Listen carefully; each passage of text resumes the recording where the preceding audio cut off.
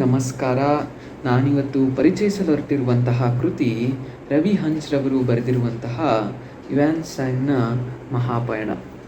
ಇದು 7ನೇ ಶತಮಾನದಲ್ಲಿ ಭಾರತಕ್ಕೆ ಭೇಟಿ ಕೊಟ್ಟಂತಹ ಚೀನಿ ಯಾತ್ರಿಕ ಯುವಾನ್ ತ್ಸಾಂಗ್ನ ಕತೆ. ಪ್ರಯಾಣ ಯಾರಿಗೆ ತಾನೇ ಇಷ್ಟ ಇಲ್ಲ ಹೇಳಿ? ಮಾನವ ಸಮಾಜ ಉದಯವಾದಾಗಿನಿಂದ ಇಲ್ಲಿಯವರೆಗೆ ಮನುಷ್ಯ ಒಂದಲ್ಲ ಒಂದು ಕಾರಣಕ್ಕೆ ಪ್ರಯಾಣ ಮಾಡ್ತಲೇ ಬಂದಿದ್ದಾನೆ. ಆದಿಮಾನವ ಆಹಾರವನ್ನು ಹುಡುಕಿ ಒಂದು ಜಾಗದಿಂದ ಇನ್ನೊಂದು ಜಾಗಕ್ಕೆ ಪ್ರಯಾಣ ಮಾಡಿದರೆ, ನಾಗರಿಕತೆಗಳ ಉದಯದ ನಂತರ ಮನುಷ್ಯ ವ್ಯಾಪಾರಕ್ಕಾಗಿ, ರಾಜಕೀಯ ಲಾಭಕ್ಕಾಗಿ, ಮನೋರಂಜನೆಗಾಗಿ ಹಾಗೂ ತನ್ನ ಕುತೂಹಲವನ್ನು ತಣಿಸಿಕೊಳ್ಳೋದಕ್ಕಾಗಿ ಒಂದು ನಗರದಿಂದ ಇನ್ನೊಂದು ನಗರಕ್ಕೆ, ಒಂದು ದೇಶದಿಂದ ಇನ್ನೊಂದು ದೇಶಕ್ಕೆ ಪ್ರಯಾಣ ಮಾಡ್ತಲೇ ಬಂದಿದ್ದಾನೆ. ಪ್ರಯಾಣ ಅಥವಾ ಟ್ರಾವೆಲಿಂಗ್ ನಾಗರಿಕತೆಗಳನ್ನು ರೂಪಿಸುವಲ್ಲಿ ಹಾಗೂ ನಾಗರಿಕತೆಗಳ ಅಭಿವೃದ್ಧಿಯಲ್ಲಿ ಅತ್ಯಂತ ಮುಖ್ಯವಾದಂತಹ ಪಾತ್ರವನ್ನು ವಹಿಸಿದೆ. 7ನೇ ಶತಮಾನದಲ್ಲಿ ಚೀನಾದ ಬೌದ್ಧ ಸನ್ಯಾಸಿ, ಅನುವಾದಕ ಮತ್ತು ವಿದ್ವಾಂಸ ಯುವಾನ್ ತ್ಸಾಂಗ್ ಭಾರತಕ್ಕೆ ಮಹಾಯಾತ್ರೆಯನ್ನು ಕೈಗೊಳ್ತಾನೆ. ಈ ಯಾತ್ರೆಯ ಇಂದಿನ ಉದ್ದೇಶ ವ್ಯಾಪಾರವೂ ಅಲ್ಲ, ಮನರಂಜನೆಯೂ ಅಲ್ಲ. ಈ ಯಾತ್ರೆಯ ಇಂದಿನ ಉದ್ದೇಶ ಜ್ಞಾನಾರ್ಜನೆ ಈ ಮಹಾಯಾತ್ರೆಯ ಇಂದಿನ ಮೂಲ ಉದ್ದೇಶ. ಜ್ಞಾನಾರ್ಜನೆಗಾಗಿ ಯುವಾನ್ ತ್ಸಾಂಗ್ 19 ವರ್ಷಗಳ ಕಾಲ ಸುಮಾರು 2500 ಕಿಲೋಮೀಟರ್ಗಳಷ್ಟು ದೂರವನ್ನು ಪ್ರಯಾಣ ಮಾಡ್ತಾನೆ. ಈ ಮಾರ್ಗ ಅಷ್ಟೇನು ಸುಲಭದ್ದಾಗಿರಲಿಲ್ಲ. ಅವನು ಕ್ರಿಸ್ತಶಕ 629ರಲ್ಲಿ ಚೀನಾದ ವಾಯುವ್ಯ ಭಾಗದಿಂದ ತನ್ನ ಪ್ರಯಾಣವನ್ನು ಶುರು ಮಾಡಿ ಸಿಲ್ಕ್ ರೋಡ್ನ ಮೂಲಕ ಸಮರ್ಕಂಡನ್ನು ತಲುಪ್ತಾನೆ. ಸಮರ್ಕಂಡ್ನಿಂದ ಗಾಂಧಾರಕ್ಕೆ ಬಂದು ಗಾಂಧಾರದಿಂದ ಪೇಶಾವರಕ್ಕೆ ಬರ್ತಾನೆ. ಪೇಶಾವರದಿಂದ ಸಿಂಧೂ ನದಿಯನ್ನು ದಾಟಿ ಭಾರತವನ್ನು ತಲುಪ್ತಾನೆ. ಈ ಮಾರ್ಗ ಮಧ್ಯದಲ್ಲಿ ಯುವಾನ್ ತ್ಸಾಂಗ್ ಜಗತ್ತಿನ ಅತ್ಯಂತ ಭೀಕರವಾದಂತಹ ಮರುಭೂಮಿಗಳಾದ ಗೋಬಿ ಮತ್ತು ತಕ್ಲಾಮಕಾನ್ ಮರುಭೂಮಿಗಳನ್ನು ದಾಟಬೇಕಾದಂಥ ಪರಿಸ್ಥಿತಿ ಬರುತ್ತೆ. ಹಾಗೂ ಅತ್ಯಂತ ದುರ್ಗಮವಾದಂತಹ ಬೆಟ್ಟಗಳನ್ನು ಹತ್ತಿ ಇಳಿಯುವಂತಹ ಪರಿಸ್ಥಿತಿ ಎದುರಾಗುತ್ತೆ. ಮತ್ತು ಎಷ್ಟೋ ಬಾರಿ ಯುವಾನ್ ತ್ಸಾಂಗ್ ಮಾರ್ಗ ಮಧ್ಯದಲ್ಲಿ ದರೋಡೆಕೋರರ ಕೈಗೆ ಸಿಕ್ಕಿ ಪ್ರಾಣ ಕಳೆದುಕೊಳ್ಳುವಂತಹ ಸಂದರ್ಭ ಸಹ ಎದುರಾಗುತ್ತೆ. ಇಷ್ಟೆಲ್ಲ ಅಡೆತಡೆಗಳನ್ನು ಮೀರಿ ಯುವಾನ್ ತ್ಸಾಂಗ್ ಭಾರತವನ್ನು ತಲುಪ್ತಾನೆ. ಇದು ಅವನ ಇಚ್ಛಾಶಕ್ತಿಗೆ ಮತ್ತು ಆತ್ಮಬಲಕ್ಕೆ ಹಿಡಿದ ಕೈಗನ್ನಡಿ. ಸುಮಾರು 629ರಲ್ಲಿ ಶುರುವಾದಂತಹ ಈ ಯಾತ್ರೆ ಕ್ರಿಸ್ತಶಕ 645ರಲ್ಲಿ ಕೊನೆಗೊಳ್ಳುತ್ತೆ. 645ರಲ್ಲಿ ಚೀನಾಕ್ಕೆ ವಾಪಸ್ ಆದ ಯುವಾನ್ ತ್ಸಾಂಗ್ನನ್ನು ಆಗಿನ ಟ್ಯಾಂಗ್ನ ದೊರೆ ಅದ್ಧೂರಿಯಾಗಿ ಸ್ವಾಗತ ಮಾಡ್ತಾನೆ. ಹಾಗೂ ಅವನಿಗೆ ತನ್ನ ಯಾತ್ರೆಯ ಅನುಭವವನ್ನು ದಾಖಲೀಕರಿಸಲಿಕ್ಕೆ ಉತ್ತೇಜನವನ್ನು ಸಹ ನೀಡ್ತಾನೆ. ಆಗ ಹುಟ್ಟಿದಂತಹ ಕೃತಿಯೇ the great Tang, the record of the Western Regions. ಇದು ಜಗತ್ತಿನ ಅತ್ಯಂತ ವಿವರವಾದ ಪ್ರವಾಸ ಕಥನಗಳಲ್ಲಿ ಒಂದು. ಇಲ್ಲಿ ಯುವಾನ್ ತ್ಸಾಂಗ್ ತಾನು ಭೇಟಿ ಕೊಟ್ಟ ಪ್ರತಿಯೊಂದು ನಗರದ ವಿಸ್ತಾರ ಮತ್ತು ಆ ನಗರದಲ್ಲಿ ಈ ವಾಸಿಸುತ್ತಿದ್ದಂತಹ ಜನರ ಸ್ವಭಾವ, ಸಂಸ್ಕೃತಿ ಮತ್ತು ವಿಶೇಷವಾಗಿ ಆ ನಗರಗಳಲ್ಲಿ ವಾಸವಿದ್ದಂತಹ ಬೌದ್ಧ ಸನ್ಯಾಸಿಗಳ ಸಂಖ್ಯೆ, ಸ್ತೂಪಗಳ ಸಂಖ್ಯೆ, ಅವುಗಳ ವಿವರ, ಆ ನಗರಗಳ ಸಂಕ್ಷಿಪ್ತ ಇತಿಹಾಸ ಮತ್ತು ಅಲ್ಲಿ ಪ್ರಚಲಿತವಾಗಿದ್ದಂತಹ ಬೌದ್ಧ ಮತಕ್ಕೆ ಮತ್ತು ಬುದ್ಧನಿಗೆ ಸಂಬಂಧಿಸಿದಂತಹ ದಂತಕಥೆಗಳ ವಿವರವನ್ನು ನಮಗೆ ಈ ಪುಸ್ತಕದಲ್ಲಿ ಯುವಾನ್ ತ್ಸಾಂಗ್ ನೀಡ್ತಾನೆ. ಹಾಗೂ ಅವನು ವಿಶೇಷವಾಗಿ ನಳಂದಾದಲ್ಲಿ ಕಳೆದಂತಹ ಸಮಯವನ್ನು ಇಲ್ಲಿ ಅತ್ಯಂತ ವಿವರವಾಗಿ ಈ ಪುಸ್ತಕದಲ್ಲಿ ದಾಖಲೆ ಮಾಡ್ತಾನೆ. 19ನೇ ಶತಮಾನದಲ್ಲಿ ಸಿನಾಲಜಿಸ್ಟ್ಗಳು ಈ ಪುಸ್ತಕವನ್ನು ಆಂಗ್ಲ ಭಾಷೆಗೆ ಅನುವಾದ ಮಾಡ್ತಾರೆ. ಹಾಗೂ ಆ ಸಂದರ್ಭದಲ್ಲಿ ಭಾರತದಲ್ಲಿ ಕೆಲಸ ಮಾಡ್ತಾ ಇದ್ದಂತಹ ಬ್ರಿಟಿಷ್ ಪುರಾತತ್ವ ಶಾಸ್ತ್ರಜ್ಞರು ಬೌದ್ಧ ಮತಕ್ಕೆ ಸಂಬಂಧಪಟ್ಟಂತಹ ಹಲವಾರು ಸ್ಥಳಗಳನ್ನು ಉತ್ಖನನ ಮಾಡಲಿಕ್ಕೆ ಈ ಪುಸ್ತಕ ಸಹಾಯ ಮಾಡಿತು ಎನ್ನುವಂಥದ್ದು ತುಂಬ ಸ್ವಾರಸ್ಯಕರವಾದಂತಹ ಸಂಗತಿ.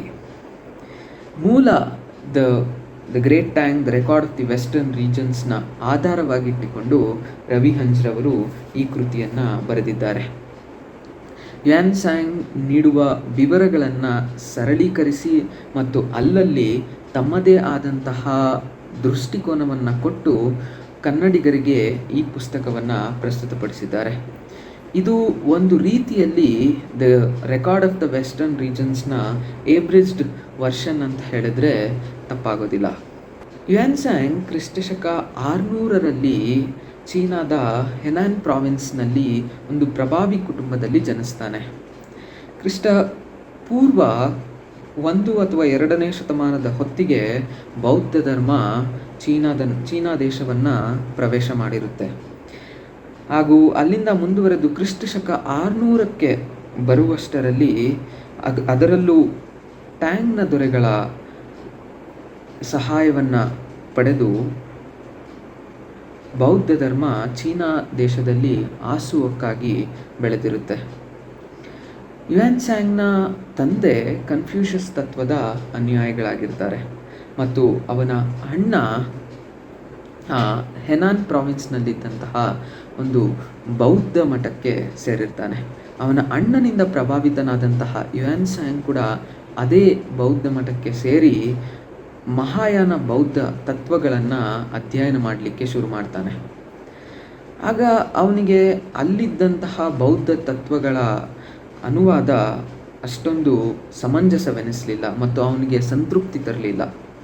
ಈ ಕಾರಣಕ್ಕೆ ಅವನು ಆಗಾಗಲೇ ಪ್ರಸಿದ್ಧಿಯಾಗಿದ್ದಂತಹ ನಳಂದ ವಿಶ್ವವಿದ್ಯಾಲಯಕ್ಕೆ ಬಂದು ಬೌದ್ಧ ತತ್ವಗಳನ್ನು ಮೂಲದಲ್ಲಿ ಅಧ್ಯಯನ ಮಾಡಿ ಅದರಲ್ಲೂ ಯೋಗಾಚಾರ ತತ್ವಗಳನ್ನು ಯೋಗಾಚಾರ ಪಂಡಿತರಾದಂತಹ ಶೀಲಭದ್ರರಿಂದ ಕಲಿತು ತಾನೇ ಸ್ವತಃ ಚೀನಾ ಭಾಷೆಗೆ ಅನುವಾದ ಮಾಡಬೇಕೆನ್ನುವಂತಹ ಮಹತ್ವವಾದಂತಹ ನಿರ್ಧಾರವನ್ನು ತಗೊಳ್ತಾನೆ. ಹಾಗೂ ಭಾರತಕ್ಕೆ ಬಂದ ಸಂದರ್ಭದಲ್ಲಿ ಬೌದ್ಧ ಮತಕ್ಕೆ ಸಂಬಂಧಿಸಿದ 4 ಪವಿತ್ರ ಕ್ಷೇತ್ರಗಳಾದ ಕಪಿಲಾವಸ್ತು, ಲುಂಬಿನಿ, ಬೋಧಗಯ, ಸಾರಾನಾಥ ಮತ್ತು ಕುಶಿನಗರಕ್ಕೆ ಭೇಟಿ ಕೊಡುವಂತಹ ಯೋಜನೆಯನ್ನು ಸಹ ಹಾಕಿಕೊಳ್ತಾನೆ.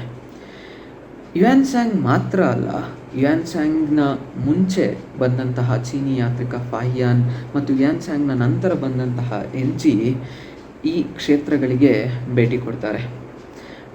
ಆ ಸಂದರ್ಭದಲ್ಲಿ ಭಾರತದಿಂದ ಆಚೆ ಇದ್ದಂತಹ ಬೌದ್ಧರಿಗೆ ಭಾರತ ಜ್ಞಾನ ಭೂಮಿಯಾಗಿರುತ್ತೆ. ಯುಯಾನ್ ಸಾಂಗ್ ಸಹ ಭಾರತವನ್ನು ಚಂದ್ರನಿಗೆ ಹೋಲಿಸಿ ಹಾಡಿ ಹೊಗಳ್ತಾನೆ. ಈ ಕಾರಣದಿಂದಲೇ ಏನೋ 19ನೇ ಶತಮಾನದಲ್ಲಿ ಭಾರತದಲ್ಲಿ ಹುಟ್ಟಿದಂತಹ ಬೌದ್ಧನನ್ನು Edwin Arnold the light of Asia ಅಂತ ಕರೀತಾನೆ. ಬೌದ್ಧ ಧರ್ಮದ ಪವಿತ್ರ ಸ್ಥಳಗಳಿಗೆ ಭೇಟಿ ಕೊಟ್ಟ ಯುಯಾನ್ ಸಾಂಗ್ ಭಕ್ತಿಯ ಪರಾಕಾಷ್ಠೆಯಿಂದ ಭಾವೋದ್ವೇಗಕ್ಕೊಳಗಾಗ್ತಾನೆ ಮತ್ತು ಬುದ್ಧ ಜ್ಞಾನೋದಯಗೊಂಡಂತಹ ಬೋಧಿ ಮರದ ಕೆಳಗೆ ಧ್ಯಾನ ಮಾಡಿ ತನ್ನ ಜೀವನ ಪಾವನವಾಯಿತು ಎಂದು ಅಂದ್ಕೊಳ್ತಾನೆ. ಈ 4 ಸ್ಥಳಗಳಿಗೆ ಭೇಟಿ ಕೊಟ್ಟ ನಂತರ ಯುಯಾನ್ ಸಾಂಗ್ ನಳಂದಾಕ್ಕೆ ಬರ್ತಾನೆ. ಯುಯಾನ್ ಸಾಂಗ್ನ ಬರುವಿಕೆಯ ಕುರಿತು ಮಾಹಿತಿ ಇದ್ದಂತಹ ನಳಂದಾದಲ್ಲಿದ್ದಂತಹ ಬೌದ್ಧ ಸನ್ಯಾಸಿಗಳು ಯುಯಾನ್ ಸಾಂಗನಿಗೆ ಅದ್ಧೂರಿಯಾದಂತಹ ಸ್ವಾಗತವನ್ನು ಕೋರ್ತಾರೆ. ನಂತರ ಯುಯಾನ್ ಸಾಂಗ್ ಶೀಲಭದ್ರರನ್ನು ಭೇಟಿಯಾಗಿ ತನ್ನ ಯಾತ್ರೆಯ ಹಿಂದಿನ ಉದ್ದೇಶವನ್ನು ಮನವರಿಕೆ ಮಾಡಿಕೊಡ್ತಾನೆ. ಅವನ ಘನ ಉದ್ದೇಶವನ್ನು ಮೆಚ್ಚಿ ಶೀಲಭದ್ರರು ಯೋಗಾಚಾರ ಸೂತ್ರಗಳನ್ನು ಅವನಿಗೆ ಬೋಧಿಸಲು ಒಪ್ಪಿಕೊಳ್ತಾರೆ. ಸುಮಾರು 15 ತಿಂಗಳುಗಳ ಕಾಲ ಯುಯಾನ್ ಸಾಂಗ್ ನಲಂದಾದಲ್ಲಿ ಅಧ್ಯಯನವನ್ನು ಮಾಡ್ತಾನೆ.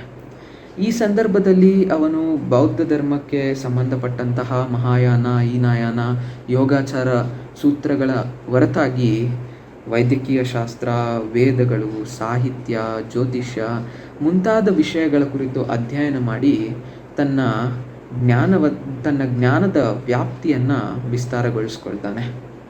ಹಾಗೂ ಯುಯಾನ್ ಸಾಂಗ್ ಸ್ವತಃ ನಳಂದಾದ ಕುರಿತು ಈ ರೀತಿ ಬರೀತಾನೆ. 8 ಬೋಧನಾ ಕಟ್ಟಡಗಳ ನಡುವೆ ಕಾವಿದಾರಿ ಬೌದ್ಧ ಭಿಕ್ಷುಗಳ ಲವಲವಿಕೆಯ ಓಡಾಟ, ಸುತ್ತುವರೆದಿದ್ದ ಅಸಂಖ್ಯಾತ ಸ್ತೂಪಗಳು, 5 ಬೌದ್ಧ ಮಂದಿರಗಳು, ಅಲೆಗಳೇಳದ ಪ್ರಶಾಂತವಾದ 10 ಕೊಳಗಳು, ಗುರುಗಳು ಮತ್ತು ವಿದ್ಯಾರ್ಥಿಗಳಿದ್ದ ವಿಶಾಲವಾದ ವಸತಿ ಸಮುಚ್ಚಯ, ಪರಿವೀಕ್ಷಣಾ ಮಂದಿರ, ಸುಸಜ್ಜಿತ ಗ್ರಂಥಾಲಯಗಳು ಮತ್ತು ರಾಜ ಹರ್ಷನು ಆಗಷ್ಟೇ ಕಟ್ಟಿಸುತ್ತಿದ್ದ ಲೋಹದ ಭವ್ಯ ಮಂದಿರ, ಈ ಎಲ್ಲ ಹಿನ್ನೆಲೆಯಲ್ಲಿ ನಳಂದ ಅತ್ಯಂತ ಆಪ್ಯಾಯಮಾನವಾಗಿ ಕಂಡಿತ್ತು. ಇಂತಹ ವಿಶ್ವವಿದ್ಯಾಲಯದಲ್ಲಿ ವಿದ್ಯಾರ್ಥಿಯಾದದ್ದು ನನ್ನ ಪೂರ್ವಜನ್ಮದ ಪುಣ್ಯದ ಫಲವೆಂದು ಭಾವಿಸಿದ್ದೇನೆ ಅಂತ ಯುಯಾನ್ಸಾಂಗ್ ಬರೀತಾನೆ. ಇಂತಹ ವಾತಾವರಣದಲ್ಲಿ ಯುಯಾನ್ಸಾಂಗ್ 15 ತಿಂಗಳುಗಳ ಕಾಲ ಅಧ್ಯಯನವನ್ನು ಕೈಗೊಳ್ತಾನೆ. ಅಲ್ಲಿಂದ ತನ್ನ ಯಾತ್ರೆಯನ್ನು ಮುಂದುವರಿಸಿ ಅವನು ದಕ್ಷಿಣಕ್ಕೆ ಬರ್ತಾನೆ. ದಕ್ಷಿಣದಲ್ಲಿ ಇದ್ದಂತಹ ರಾಜ್ಯಗಳಾದ ಕೋಸಲ, ಆಂಧ್ರ, ಚೋಳ, ಸಿಂಹಳ, ಕರ್ನಾಟಕ ಮತ್ತು ಕಾತ್ಯಾವರಕ್ಕೆ ಹೋಗಿ ಕಾತ್ಯಾವರದಿಂದ ಮತ್ತೆ ನಳಂದಾಕ್ಕೆ ಯುಯಾನ್ಸಾಂಗ್ ಭೇಟಿ ಕೊಡ್ತಾನೆ. ಯುಯಾನ್ಸಾಂಗ್ ಮತ್ತೆ ನಳಂದಾಕ್ಕೆ ಭೇಟಿ ಕೊಟ್ಟ ಸಂದರ್ಭದಲ್ಲಿ ಒಂದು ಸ್ವಾರಸ್ಯಕರವಾದಂತಹ ವಿಚಾರ ಅವನಿಗೆ ಕಾದಿರುತ್ತೆ. ಆಗ ಉತ್ತರ ಭಾರತವನ್ನು ಆಳ್ತಾ ಇದ್ದಂತಹ ರಾಜ ಹರ್ಷವರ್ಧನ ತನ್ನ ಒಂದು ಧರ್ಮ ಚರ್ಚೆಯನ್ನು ಆಯೋಜಿಸಿರ್ತಾನೆ. ಆ ಧರ್ಮ ಚರ್ಚೆಗೆ ನಳಂದಾದಿಂದ 4 ಜನ ಸನ್ಯಾಸಿಗಳು ಬರಬೇಕಾಗಿ ಕೋರಿ ಒಂದು ಪತ್ರವನ್ನು ಬರೆದಿರ್ತಾನೆ. ಆ 4 ಜನ ಸನ್ಯಾಸಿಗಳಲ್ಲಿ ಯುಯಾನ್ಸಾಂಗ್ ಕೂಡ ಒಬ್ಬ. ರಾಜ ಹರ್ಷವರ್ಧನನ ರಾಜಧಾನಿಯಾದಂತಹ ಪುಷ್ಯಭೂತಿಯಲ್ಲಿ ಆಯೋಜನೆಗೊಂಡಿದ್ದಂತಹ ಧರ್ಮಚರ್ಚೆಗೆ ಎಲ್ಲ ಪಂಡಿತರನ್ನು ಅತ್ಯಂತ ಅದ್ಧೂರಿಯಾಗಿ ಸ್ವಾಗತ ಕೋರಲಾಗುತ್ತೆ. ಸುಮಾರು 2 ದಿನಗಳ ಕಾಲ ನಡೆದಂತಹ ಈ ಧರ್ಮಚರ್ಚೆಯಲ್ಲಿ ಯುಯಾನ್ಸಾಂಗ್ ತನ್ನ ತೀಕ್ಷ್ಣ ಬುದ್ಧಿಮತೆಯಿಂದ ಮತ್ತು ವಾಕ್ಚಾತುರ್ಯದಿಂದ ಎಲ್ಲ ಪಂಡಿತರನ್ನು ಸೋಲಿಸಿ ವಿಜಯಶಾಲಿಯಾಗ್ತಾನೆ. ಅವನ ಆಳವಾದಂತಹ ಪಾಂಡಿತ್ಯಕ್ಕೆ ಮಾರು ಹೋದಂತಹ ರಾಜ ಹರ್ಷ ಯುಯಾನ್ಸಾಂಗ್ನನ್ನು ಆನೆಯ ಮೇಲೆ ಮೆರವಣಿಗೆ ಮಾಡ್ತಾನೆ ಮತ್ತು ಬಹುಮಾನವಾಗಿ ಬಂಗಾರದ ನಾಣ್ಯಗಳನ್ನು ಕೊಡ್ತಾನೆ. ಈ ಧರ್ಮಚರ್ಚೆಯಲ್ಲಿನ ಯಶಸ್ಸು ಯುಯಾನ್ಸಾಂಗ್ನ ಇಷ್ಟು ವರ್ಷಗಳ ಸತತ ಪರಿಶ್ರಮ ಮತ್ತು ಅಧ್ಯಯನಗಳಿಗೆ ಸಿಕ್ಕ ಫಲ. ಅವನು ಈ ಧರ್ಮಚರ್ಚೆಯ ನಂತರ ತಾನು ಭಾರತಕ್ಕೆ ಭೇಟಿ ಕೊಟ್ಟಂತಹ ಉದ್ದೇಶ ಪೂರೈಸಿದ್ದು ಎಂದು ನಿರ್ಧರಿಸಿ ಅವನು ಚೀನಾಗೆ ವಾಪಸ್ ಹೋಗಲು ಸಜ್ಜಾಗ್ತಾನೆ. ಈ ನಿರ್ಧಾರವನ್ನು ಶೀಲಭದ್ರರಿಗೆ ತಿಳಿಸಿ ಅವರ ಆಶೀರ್ವಾದವನ್ನು ಪಡಿತಾರೆ. ನಂತರ ಅವನ ರಿಟರ್ನ್ ಜರ್ನಿಗೆ ರಾಜ ಹರ್ಷ ತುಂಬ ಸಹಾಯ ಮಾಡ್ತಾನೆ. ಅವನು ಭಾರತದಲ್ಲಿದ್ದಾಗ ಶೇಖರಿಸಿದ್ದಂತಹ ಸುಮಾರು 600 ಬೌದ್ಧ ಮತಕ್ಕೆ ಸಂಬಂಧಪಟ್ಟಂತಹ ಹಸ್ತಪ್ರತಿಗಳನ್ನು ಸಾಗಿಸಲಿಕ್ಕೆ ಮತ್ತು ಅವನು ಹಲವಾರು ಬೌದ್ಧ ಮೂರ್ತಿಗಳನ್ನು ಸಹ ಸಂಗ್ರಹಿಸಿರ್ತಾನೆ, ಬುದ್ಧನ ಮೂರ್ತಿಗಳನ್ನು ಸಹ ಸಂಗ್ರಹಿಸಿರ್ತಾನೆ. ಇವೆಲ್ಲವನ್ನು ಸಾಗಿಸಲಿಕ್ಕೆ ಅವನಿಗೆ ಒಂದು ಬಲಿಷ್ಠವಾದಂತಹ ಆನೆ ಮತ್ತು ಒಂದಷ್ಟು ಜನ ಸೈನಿಕರನ್ನು ಸಹ ಕಳಿಸ್ತಾನೆ ಅವನ ಜೊತೆ. ಮತ್ತದೇ ದುರ್ಗಮವಾದಂತಹ ಮಾರ್ಗದಲ್ಲಿ ಸಾಗಿ ಯುಯಾನ್ಸಾಂಗ್ ಚೀನಾವನ್ನು ತಲುಪ್ತಾನೆ. ಚೀನಾವನ್ನು ತಲುಪಿದಂತಹ ಯುಯಾನ್ಸಾಂಗ್ಗೆ ಆಗಿನ ಟ್ಯಾಂಗ್ನ ದೊರೆ ಅತ್ಯಂತ ಅದ್ಧೂರಿಯಾದಂತಹ ಸ್ವಾಗತವನ್ನು ಕೋರ್ತಾನೆ ಮತ್ತು ಅವನು ತಂದಿದ್ದಂತಹ ಹಸ್ತಪ್ರತಿಗಳನ್ನು ಚೀನಾ ಭಾಷೆಗೆ ಅನುವಾದ ಮಾಡಲು ಅವನಿಗೆ ಸಹಾಯವನ್ನು ಕೂಡ ಮಾಡ್ತಾನೆ. ನಂತರ ಚೀನಾದಲ್ಲಿ ಯುಯಾನ್ಸಾಂಗ್ನ ಯಾತ್ರೆಯ ಸ್ಮರಣಾರ್ಥವಾಗಿ ಯುಯಾನ್ಸಾಂಗ್ ಪಗೋಡವನ್ನು ಸಹ ನಿರ್ಮಿಸ್ತಾರೆ. ಆ ಪಗೋಡದಲ್ಲಿ ಇಂದಿಗೂ ಸಹ ಯುಯಾನ್ಸಾಂಗ್ ಭಾರತದಿಂದ ಕೊಂಡೊಯ್ದಂತಹ ಹಲವಾರು ಹಸ್ತಪ್ರತಿಗಳನ್ನು ಪ್ರದರ್ಶನಕ್ಕಿಡಲಾಗಿದೆ ಮತ್ತು ಅವನು ಕೊಂಡೊಯ್ದಂತಹ ಬುದ್ಧನ ಮೂರ್ತಿಗಳನ್ನು ಸಹ ಅಲ್ಲಿ ಪ್ರದರ್ಶನಕ್ಕಿಡಲಾಗಿದೆ. 20ನೇ ಶತಮಾನದಲ್ಲಿ ಯುಯಾನ್ಸಾಂಗ್ ಭಾರತ ಮತ್ತು ಚೀನಾಗೆ ಭಾರತ ಮತ್ತು ಚೀನಾದ ನಡುವೆ ನಡೆದಂತಹ ಕಲ್ಚರಲ್ ಎಕ್ಸ್ಚೇಂಜ್, ಸಾಂಸ್ಕೃತಿಕ ಕೊಡುಕೊಳ್ಳುವಿಕೆಯ ರೂವಾರಿಯಾಗಿ ಯುಯಾನ್ಸಾಂಗ್ ಹೊರಹೊಮ್ಮುತ್ತಾನೆ. ಭಾರತ ಸರ್ಕಾರವೂ ಸಹ 20ನೇ ಶತಮಾನದಲ್ಲಿ ಯುಯಾನ್ಸಾಂಗ್ನ ಮಹಾಯಾತ್ರೆಯ ಸ್ಮರಣಾರ್ಥವಾಗಿ ಯುಯಾನ್ಸಾಂಗ್ ಮೆಮೋರಿಯಲನ್ನು ನಿರ್ಮಿಸಿ ಅವನಿಗೆ ಗೌರವವನ್ನು ಸೂಚಿಸಿದೆ. ಹಾಗೂ ಇಂತಹ ಮಹಾನ್ ವ್ಯಕ್ತಿಯ ಕುರಿತು ಕನ್ನಡದಲ್ಲಿ ಬರೆದಂತಹ ರವಿ ಹಂಚ್ರವರಿಗೆ ಧನ್ಯವಾದಗಳು.